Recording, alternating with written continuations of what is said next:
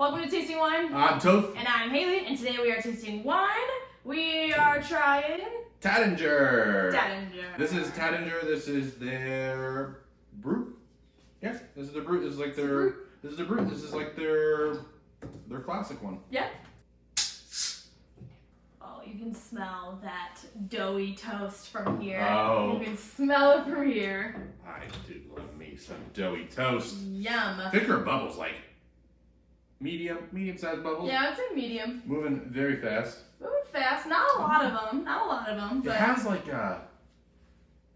there's something right up front that's like metal. I was about to say grapefruit. No.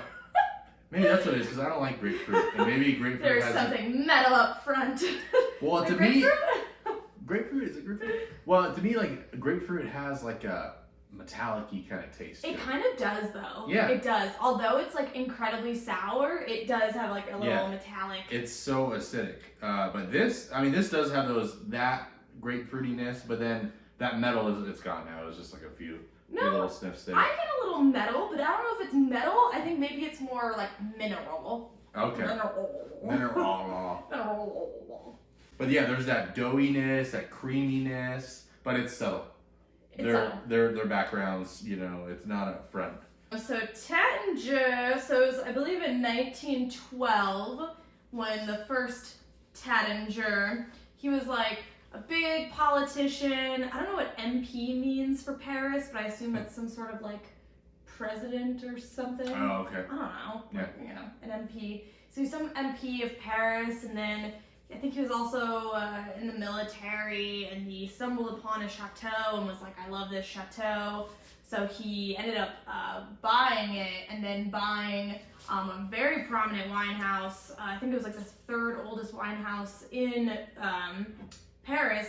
Wow. Called Forest Fontenot. Okay. Fontenot. And so he really just kind of like created this huge champagne house from it. Really? Yeah, so it didn't actually have the Taittinger name until I believe one of his sons renamed it in I think the 40s, kind of around there. Mm-hmm. I was gonna say, what was it? It was like 1935? What? When they got started. Oh yeah, so it was like 1912 that he visited that chateau, and then I think it was kind of in the 30s. I think maybe 1932, okay.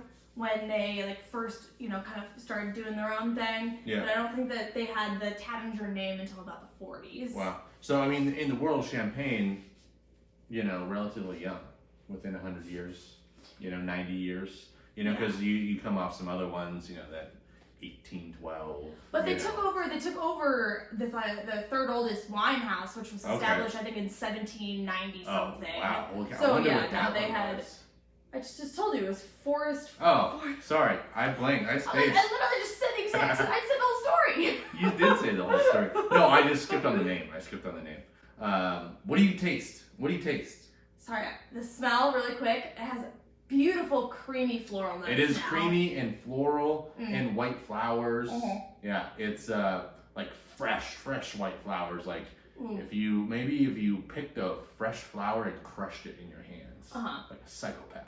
Okay. So anyway, the taste, on the taste, it's just nice and creamy, toasty, yeasty. And it does have a nice acidity to it, kind of like hits you on the sides of your tongue. The acidity is a lot higher on this one than some other ones that we've been tasting. But we dig that acid, man. Oh yeah, something about you have a champagne that doesn't have a high acidity, and it feels like it's lacking something. This isn't lacking that, but I'm just saying like we crave it out now. Something about the palate. We just like acidity. We like acidic things. We can't help it. On the nose now, I'm getting a little bit of like red apple skin. Which I always love. Yeah. I think that's fun.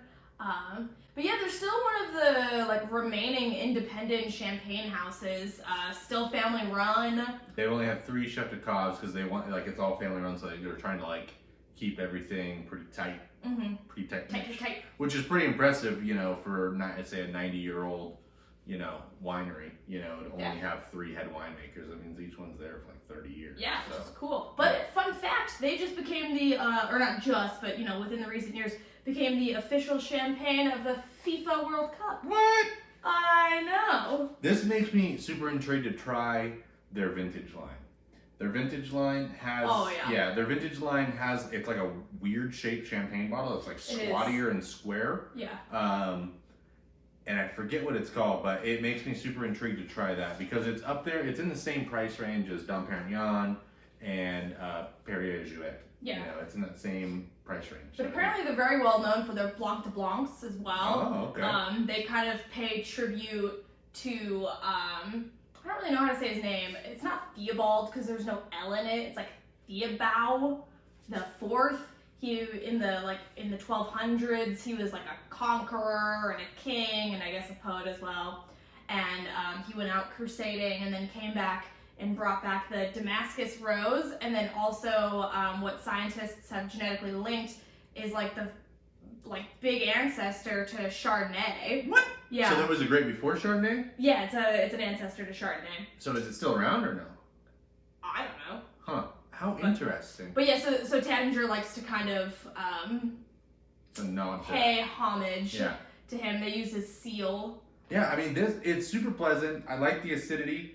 But at the price, I feel like it's a little high for the price. Like I hate to say I'd rather have Moet than this. You know? $10 cheaper. So this was like 50 bucks? Yeah, $50, yeah. You know? It's Ah. really good. I'm not saying, I'm just nitpicking at this point. You Yeah. know, if I have $50 and I'm going in, I need one bottle of champagne, you know, where am I going to go?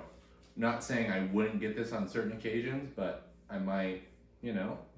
I think that this is nice. I think that it's, I think when you're tasting this, it intrigues me to want to try like their higher levels. And their Blancs de Blancs. And but yeah, basically like their whole line. Like there's some that we've tried champagne labels where we're like, okay, probably don't want to try some of their other stuff, you know? Yes. Because if this is their entry level, then it can only go like crazy high from there. You know? Of course. And if you're the official champagne of the FIFA World Cup, like largest, it's probably like, pretty good. Is that like the largest sport in the world? You know, like it's a pretty big deal. Yeah, I'm pretty sure. Soccer's like the biggest sport in the world. You know, like so to have a champagne behind it. Pretty cool, you know? Pretty cool. Well, thank you for joining here at Tasting Wine. Make sure you get out there and taste some wine. You ever had Taittinger or their vintage line of Taittinger, let us know. Yeah. We're really intrigued and we want to try more, but make sure you get out there, taste some wine. Let us know what you're trying. Let us know if you have any recommendations for us, things you want us to review or try. But other than that, you can follow us on Instagram. Our handle is Tasting Wine Official. Mm-hmm. Leave a comment down below. Yep. Subscribe. Yep, make sure you subscribe. New videos Monday, Wednesday, Friday. Yep. And we'll see you on the next one. Cheers! Cheers!